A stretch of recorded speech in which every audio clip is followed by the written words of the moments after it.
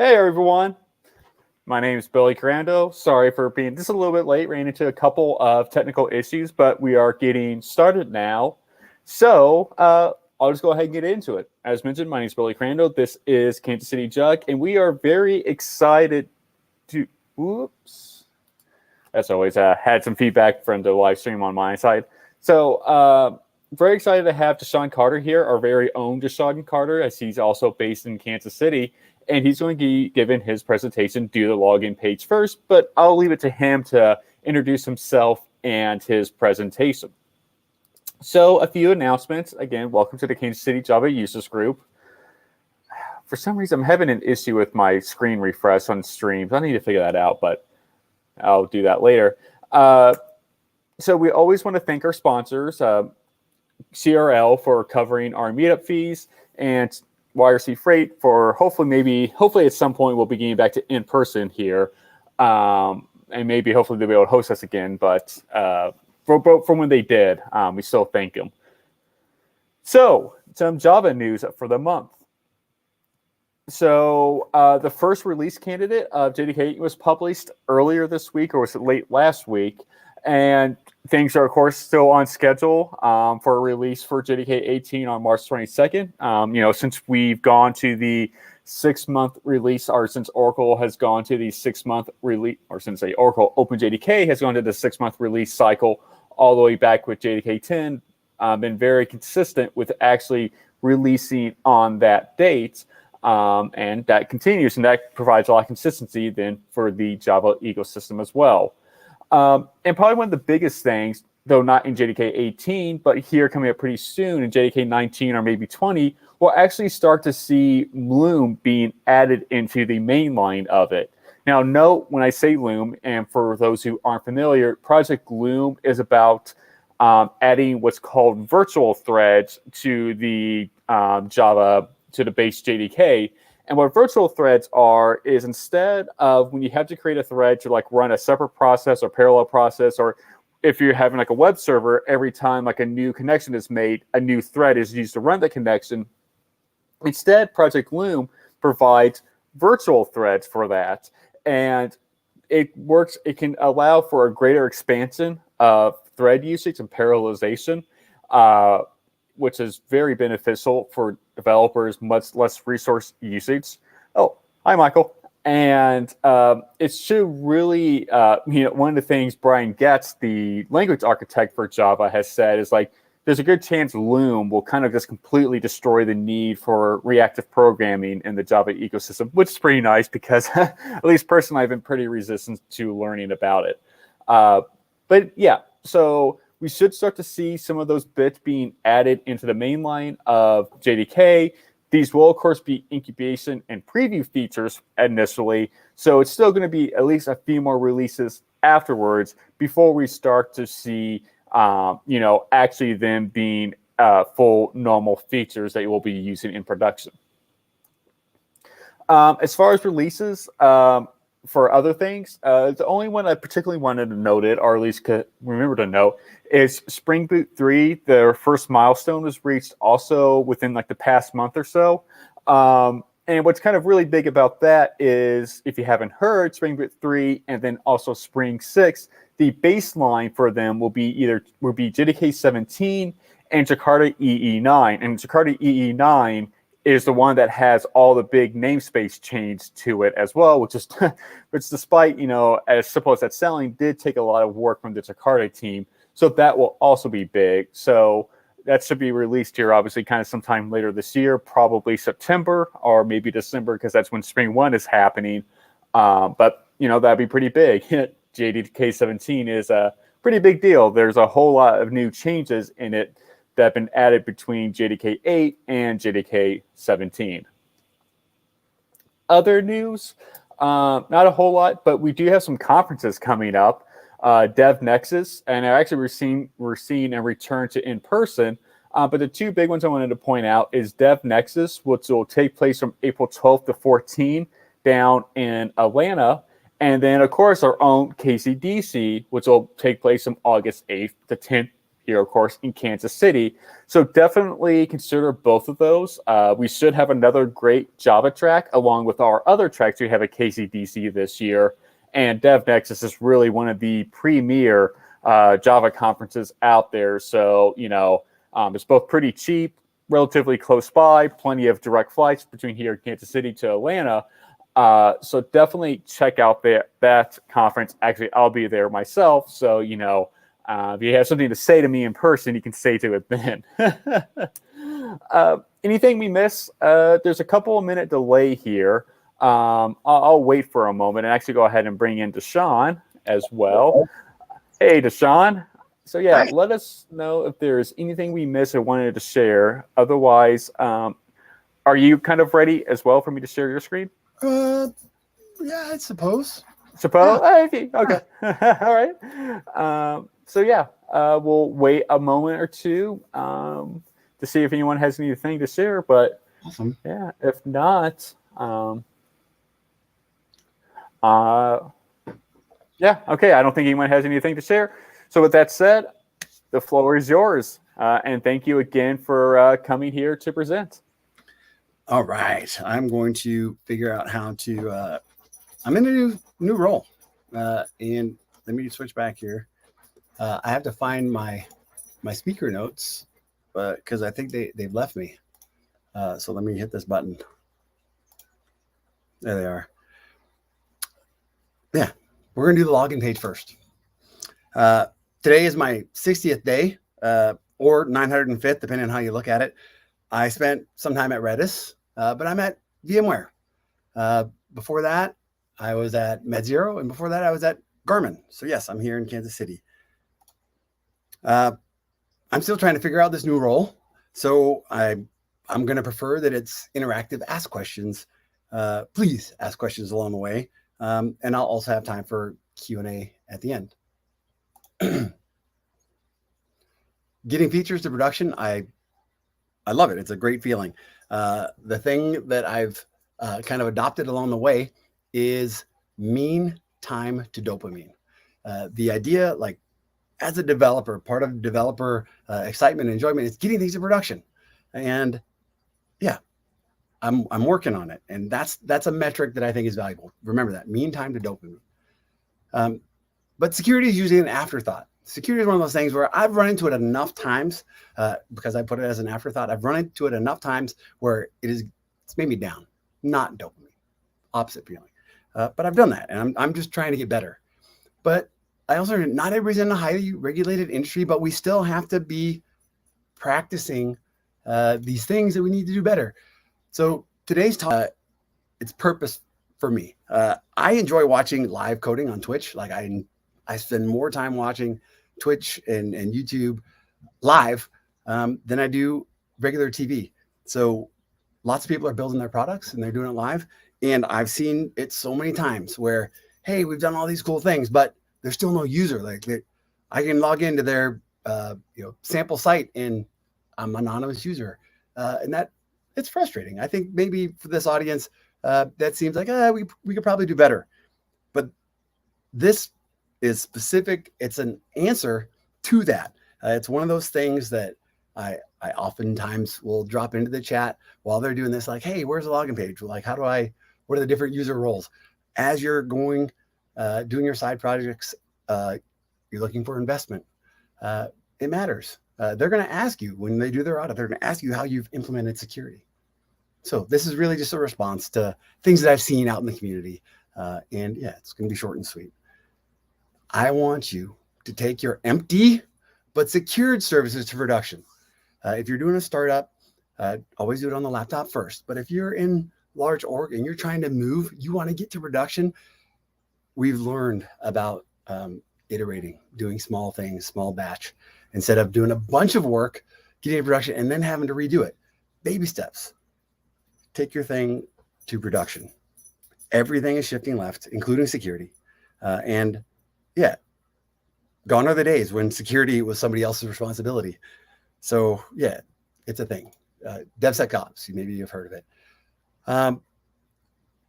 When I'm thinking out loud and when I'm thinking about this kind of stuff, why why should I do the login page? Why should I secure things? The firewall will handle it, or the network will handle it.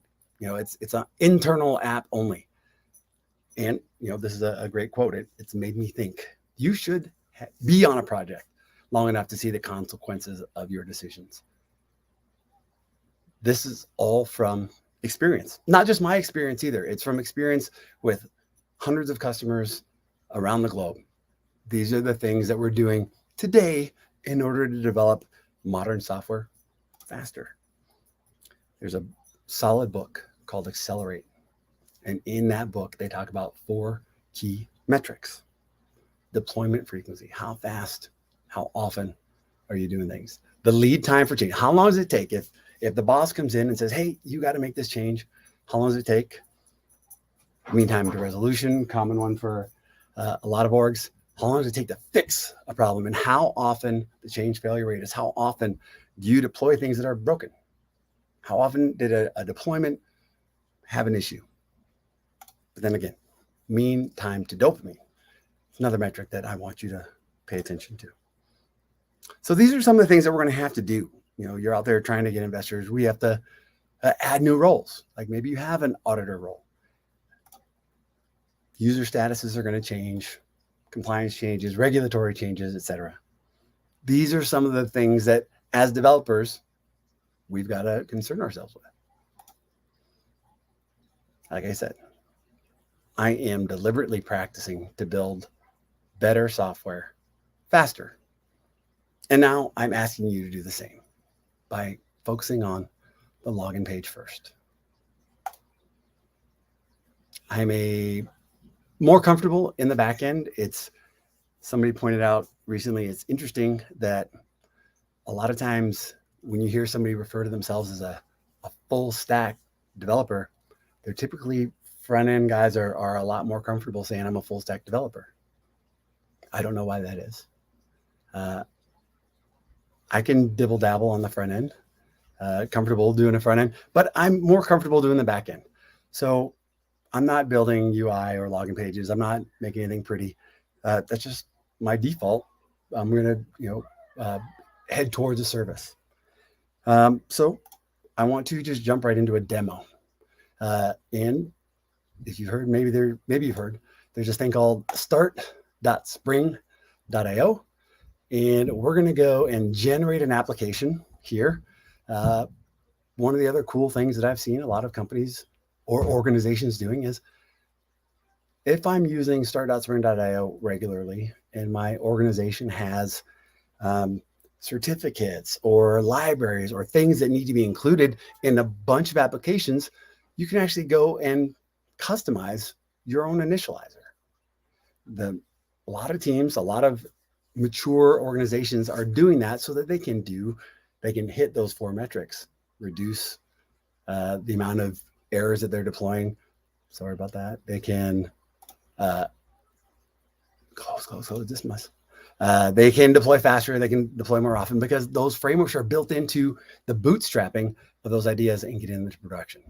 So here I'm using Java, Spring Boot 2.6.3. I've named it Resource Server.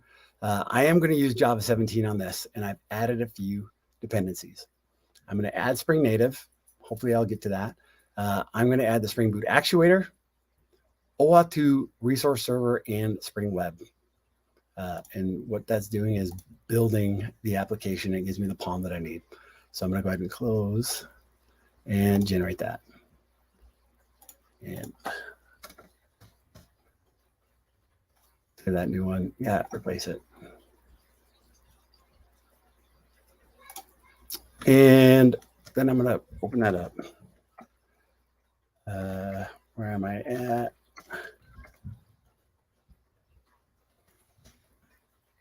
I have a zip file, resource server, and I'm going to open that up. This is what I get from start.spring.io, and it's pretty nice. I remember being introduced to it and feeling like it really was a game changer for getting things up and out the door.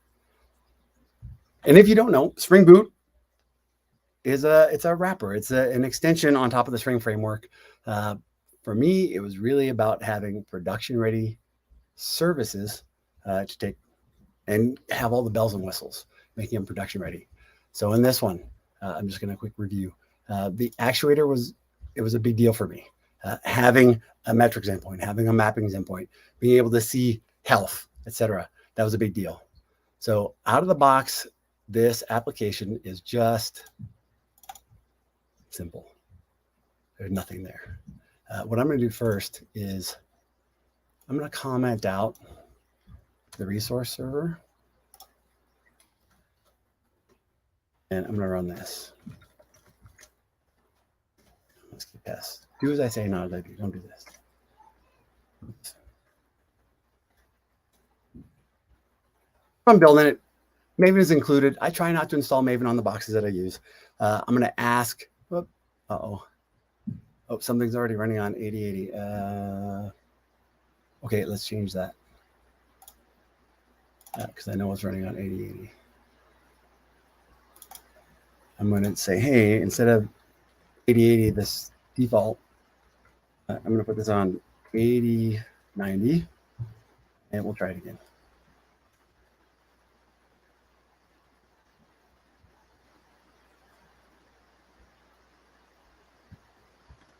Awesome. Now I'm going to jump over and let's take a look at it. We're going to go to 8090. Today, there's nothing there. There's not anything there. I didn't deploy anything, but I did deploy. The actuator was actually included, and that actuator provides health endpoint. This is great. Hey, my service is up, but there's no content. I didn't build anything into it, so we're going to do that next. I've learned this week that I am absolutely no good on a single monitor setup, but my multiple monitor setup is not where I need it either. So what I'm going to do here is I'm going to create this endpoint.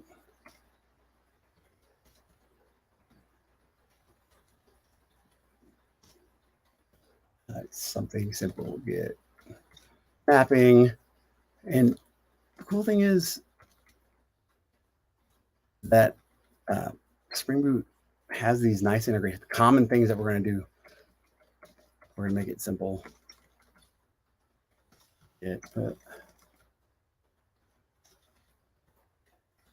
So for those of you that know the name Josh Long, I'm practicing. I said I'm deliberately practicing to build better software faster, but I'm also deliberately practicing to be 1/10 of the developer, 1/10 the developer that Josh is. So I'm just putting some secrets, right? This is secret. That's me. And Casey Jug.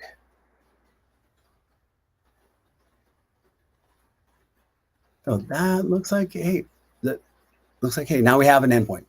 Fantastic. So we're going to take a look at it again.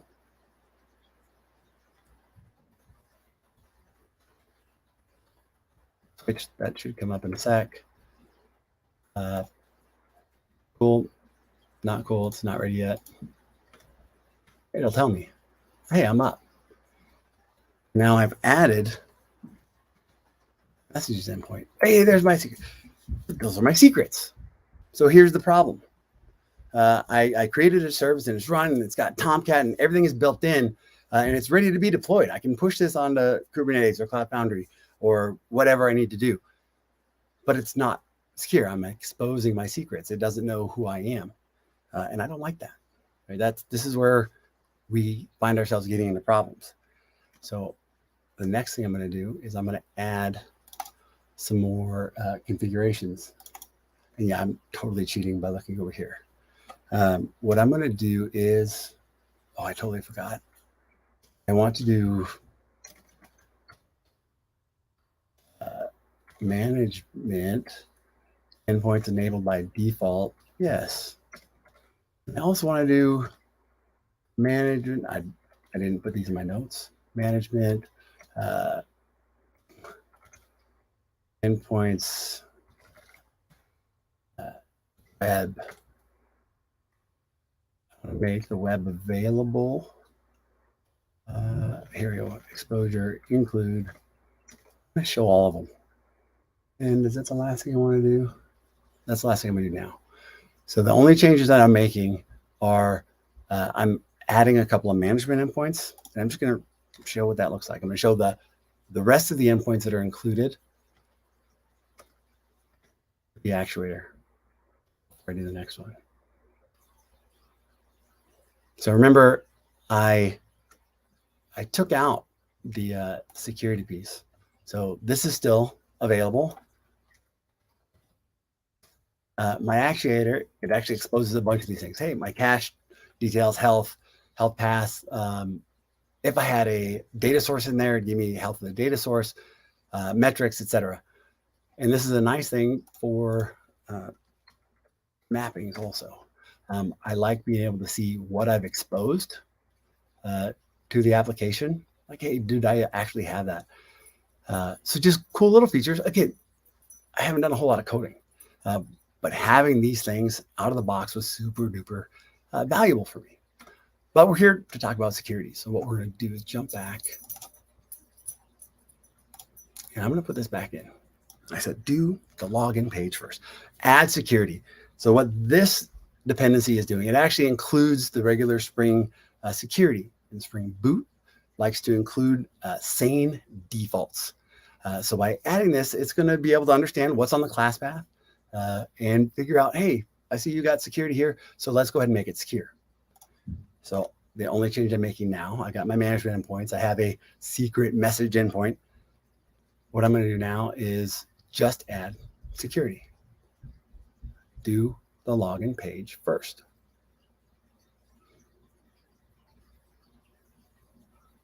As that comes up, take a look, and we'll go to 8090. Boom. I got a login page. Thank you for coming. Like, hey, here's demo could be done. It's not done. I'm just kidding. What we've got here is Spring said, hey, there's no other security implementations in place. So what I'm going to do is I'm going to make everything secure first. And I'm going to give you one password. And that password is right here. It's in the output. You can figure where that goes. We'll get to that later. But out of the box, even this is better than sending something without security. So I'm going to copy that password.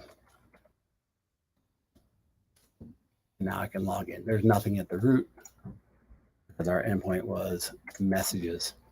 And there's my message. So this is, think your RESTful service.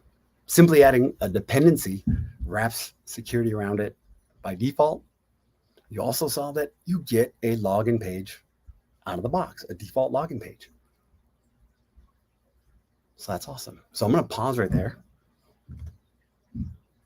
Any questions?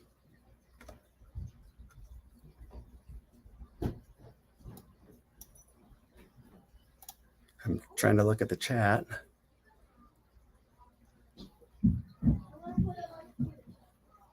None? I can't see the chat. Yeah, not too many questions yet. I have a question. I'm just curious. Yeah. Are you using Java 17 yet in this demo? I didn't quite see when you. I did use Java 17. So nice. Part of being, in this space, right, is you kind of have to understand the new stuff.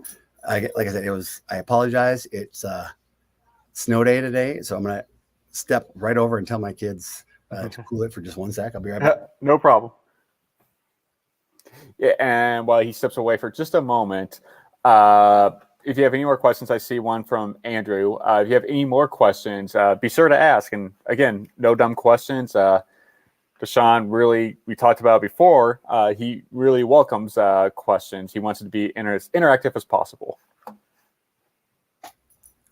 So we do have a couple of quick questions. Yeah, let's hear it. So I'm posting it on the screen, but Andrew Roel asks, can you send that password in a request? Yeah. Or in a REST request? Yep. Do we have any curl? Yeah, you can send that user and password just like you would normally do.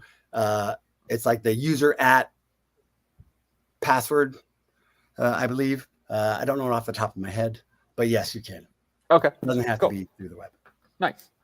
And then another question from Tech Guy Chris is this base 64 encoded? No, that password, that is the password. That is the default setting. The idea is, hey, here's saying you've added security, but you didn't really like say how you wanted it to be authenticated. So we're going to give you one user and a password that we generate. So if I redo this, if I rerun it, you see, here's my password from the previous run. Can you actually reshare your screen? Yep. I think share, apologies.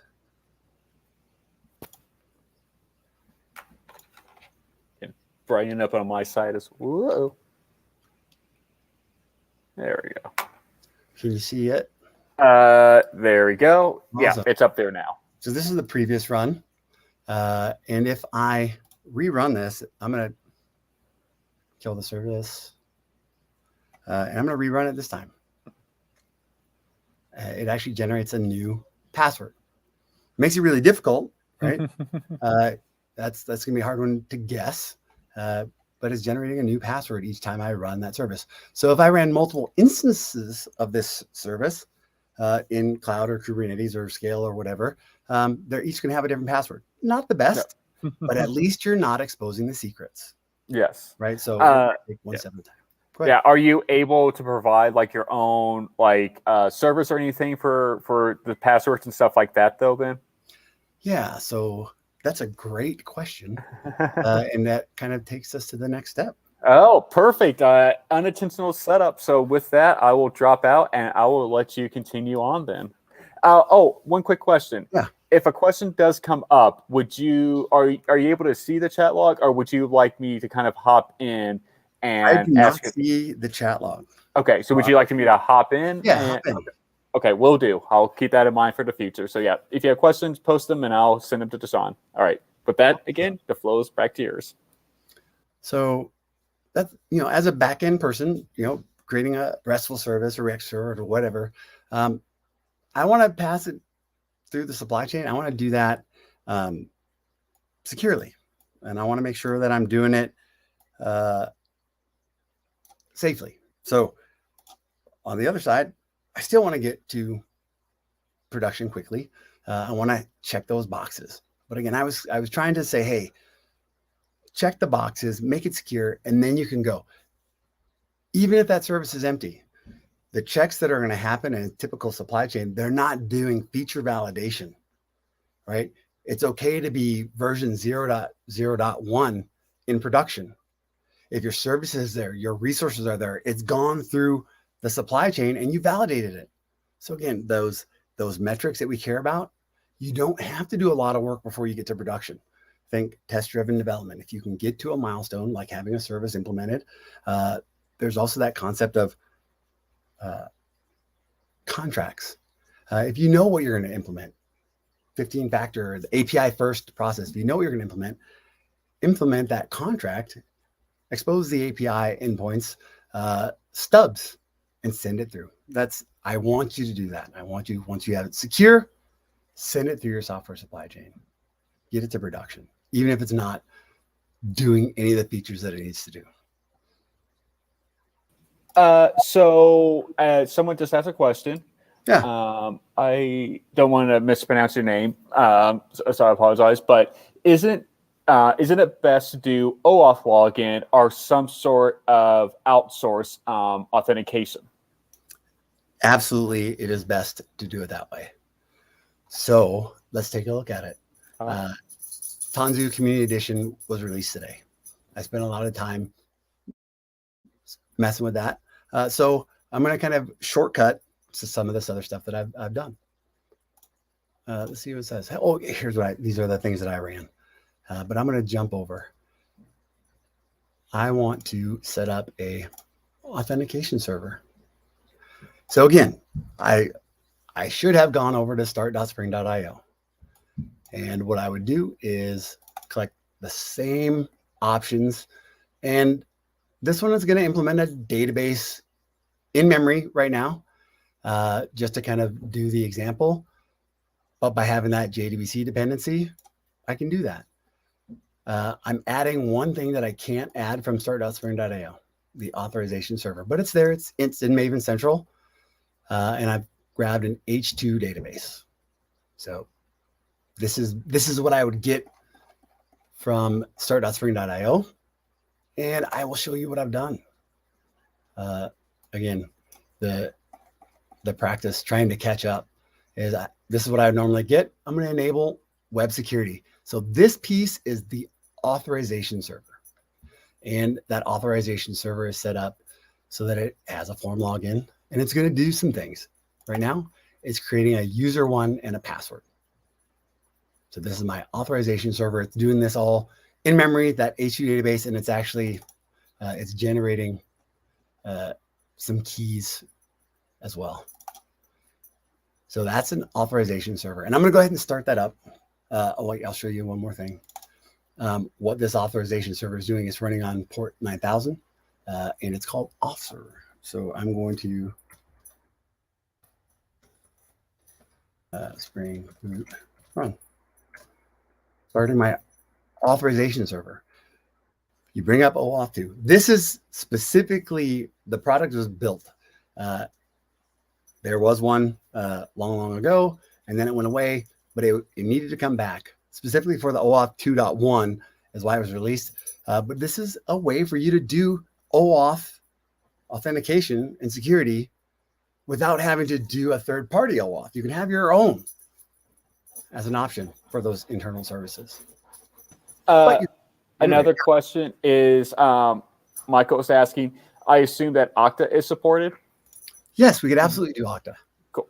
This is just another option. And I guess maybe to go also a little bit with that is that, like, let's just say there's some new other service out there that just gets released. Like, there's ways to always integrate it, even if there isn't like some already pre-existing thing as well. Yeah. So this is the space where I've got to spend a lot of time. The nice thing about Spring is the way it's developed, right? It's not just developed, for me and for you as developers, but it's also got these beautiful integrations for other vendors and other partners, and also for orgs that are maybe more mature and they're looking for those extra milliseconds, of performance. The Spring ecosystem makes it gives you flexibility. As you get more advanced, the reward for good work is more work. As you get more advanced, your requests and your responsibilities are going to be more advanced. So yeah, extending these patterns and these frameworks is absolutely an option. If something new hops on tomorrow, the way that Spring ecosystem is developed, you'll be able to add the examples that I have are around Spring Data. Anybody that wanted to integrate and play nice with Spring Data, they have a nice way to plug in. The one I'm most familiar with is Yugabyte. It's a cloud native SQL. So you can have a distributed SQL, but it's very compatible with Postgres. So if you're coming from Postgres and you want to go to the cloud and be in multiple data centers, that was kind of your option. And all they need to do was implement that Spring Data pattern to have their Spring Data Yugabyte starter. And if I plug that in and it sees it on the class path, I know how to connect to Spring Data Yugabyte, or I can connect to that Yugabyte instance. So yeah, just like security, you can have those same extensions for a lot of the ecosystem. So I'm going to continue on to the OAuth piece. I'm going to scoot back. My resource server right now is just, hey, I've started up and I've got this password I'm spitting out, but we don't want that. So the audience was right on. So what I'm going to do now is I'm going to say, hey, I want Spring security. Yeah, that OAuth. I'm reading resource server. Can you guys hear? There are 8 children upstairs. Like, is that coming through? Just a little bit, but it's really not too bad on our side. So so as far as that, I wouldn't worry too much about it. Yeah. No, I'm not. No. So it's dinner time. I'm not coming up. I'm still hanging out. So all the kids, me included, all the kids, been cooped up all day, and now that my nieces and nephews, they've gotten out of the house, and now they're like, it's loud. Yeah, no, it's only barely noticeable. And that's the pandemic times we're living in, so we know we're all used to it by now. So yeah, go ahead, don't worry about it at all. So what I've done here is the only change that I did. I said, hey, Spring Security, I actually want you to do this. I want you to only accept JavaScript web tokens, Java web tokens from this issuer, auth server 9000. So I'm going to restart this. Okay, we already saw our login page. I'm going to restart this. And this time it's using this property. And what I won't see is a password. I didn't get a password. It says, yeah, that password is no good here. It wants to use that other auth server. It's got to get a JOT from here. So my client, that resource that's going to access those resources, that front end app, if you will, is over here. Again, start.spring.io. Like I said, I cheated. I can't type as fast as Josh, and I've tried, but I'm getting there. And I'm just going to show you. All I've done is saying, hey, I've got a client, and it's giving me a couple of options, and I've set up some templates. So I have a little bit of UI here. This is my front end, and this front end has been told a couple of things. It says, hey, I'm going to start up on port 8080. It was running before.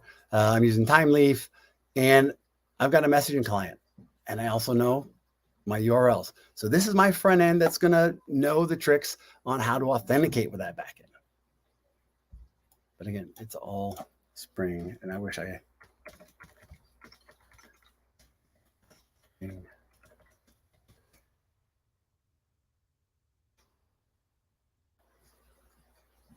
I'm up and running. Java 17, Spring Boot 2.6.3. Now let's take a look at 8080. Familiar. We remember it's redirected me over to that auth server to log in. And I know what my username and password is. Now it sent me back. I'm authenticated. It knows who I am. And I can authenticate using an authorization code or client credentials. So I'm going to authenticate against my resource server using, I can do either one. It says, hey, you want to do this? Yep, cool. That's awesome. Oh, it says client ID. Oh, because I didn't click my things. Nope, I didn't do something right. But we're just going to ignore it. We're going to keep on going. I'm going to try this. I'm going to try it with client credentials that are already there. And there's my secrets. That's the data coming from my service. I don't know why what I did wrong on the auth server or the authorization code. But this is what I was trying to do. So what this looks like, I've got 3 services running. I've got the resource server that's hiding all the secret stuff. I've got that web client that we just looked at that wants access to those secrets. Think your web banking. And I've got that authorization server, right? When you log into your bank, you don't log in with GitHub or Facebook, right? So that's kind of the infrastructure. I spent a lot of time trying to figure out my upgrade today, and it was a snow day. I didn't get a whole lot of help. So this is the end. This is where I'm at, but I have a couple more things I'd like to share. Like, this is what we're doing. This is what I'm doing. I want you to be successful. So I'm DaShaun. I live here in Kansas City. I hope that there's a lot of friends out in the audience, but don't be afraid to reach out to me. This is my new job. This is what I'm doing. I don't know all the answers. I'm getting there and I'm practicing, but I do have Slack. I know all the guys that have all the answers, and that's it. So I'm going to leave this time for questions to jump in. I know everybody else is dealing with snow days here as well, or most of the people are dealing with snow days as well, and we'll turn it over to questions. Anything at all, anything is on the table. Have you started working much with, I guess I can also using like Spring Boot 3 or Spring 6 much yet? I do have that running. One of the other things that I could jump into, one of the things that's really interesting to me right now Mm-hmm. is Spring Native. So I added Spring Native to my example I didn't share. Mm-hmm. But the idea where you're familiar with Graal, maybe you've heard of it, where we can take a Heard a thing or two. yeah, and we can get rid of the JVM and we can convert down to actual native code. And this is exciting to me for a few reasons.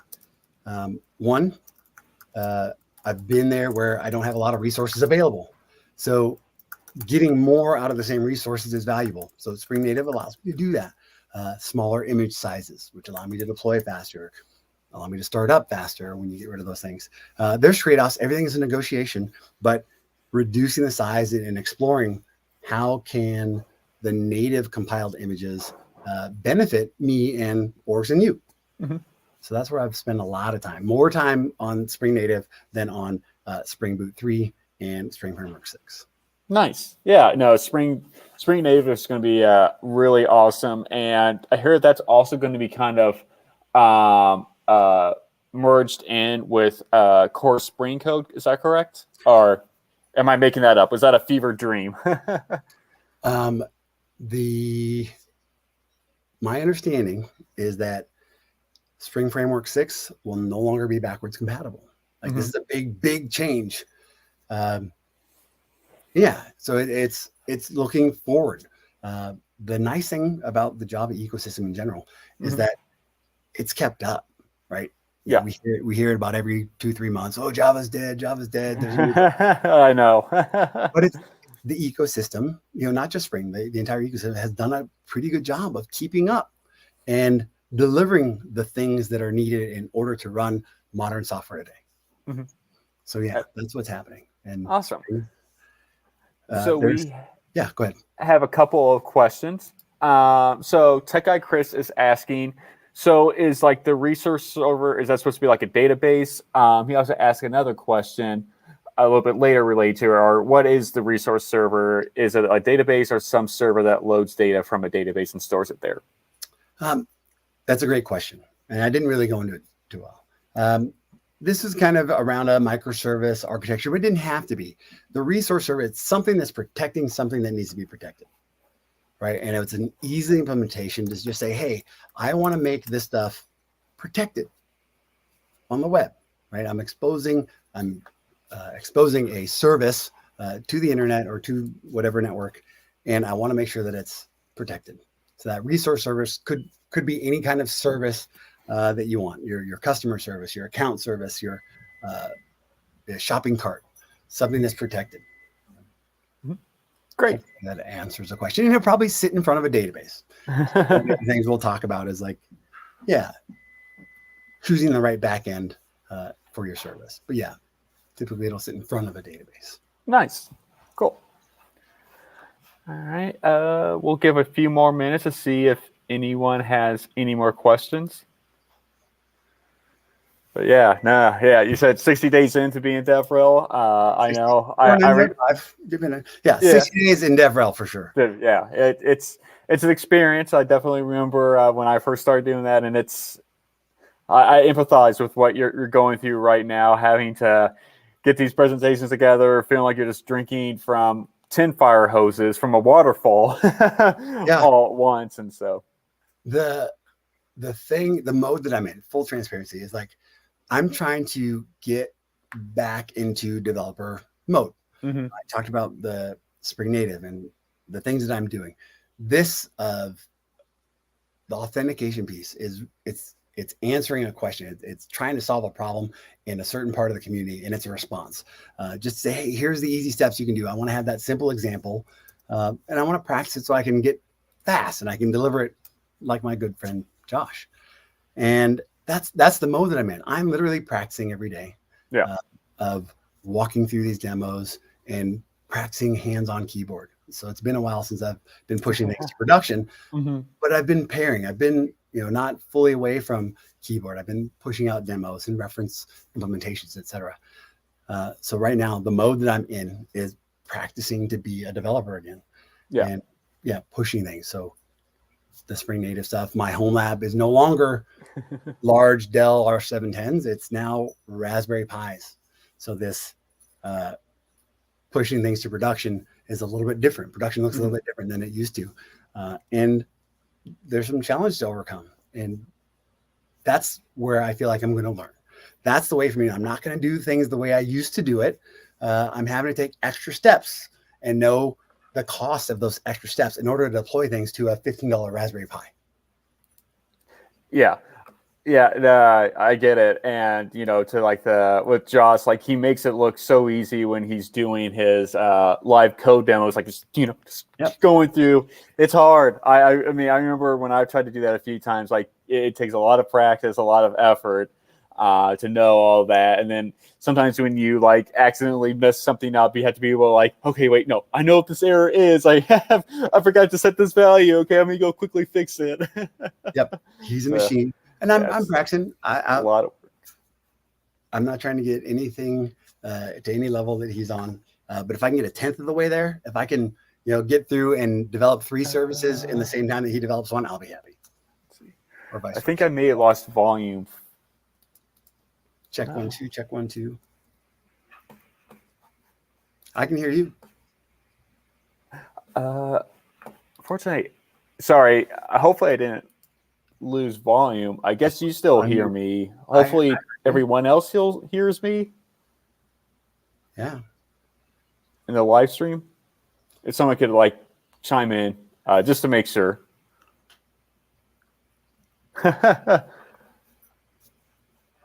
Okay, great. So everyone else can hear you. I don't know what happened on my system to where suddenly the volume went out, but it looks like everyone else can hear you. So, was there any closing thoughts that you had that you wanted to share? And I guess when you're done, just kind of give me the thumbs up, and then we can maybe close it out at that point. Yeah, the purpose, the point of this talk and this demo is, again, just secure it. Put security on it. Send it down your supply chain. That's what I want you to think about. And I also want you to think, hey, when you try that, if it comes back to bite you, or you get, hey, you didn't say this, let me know. I'm making myself available. Again, I've got a little bit of time and I want to help. I want you to be successful. So let's start there. Secure your stuff, send it down the supply chain. Let me know how that goes. Call me.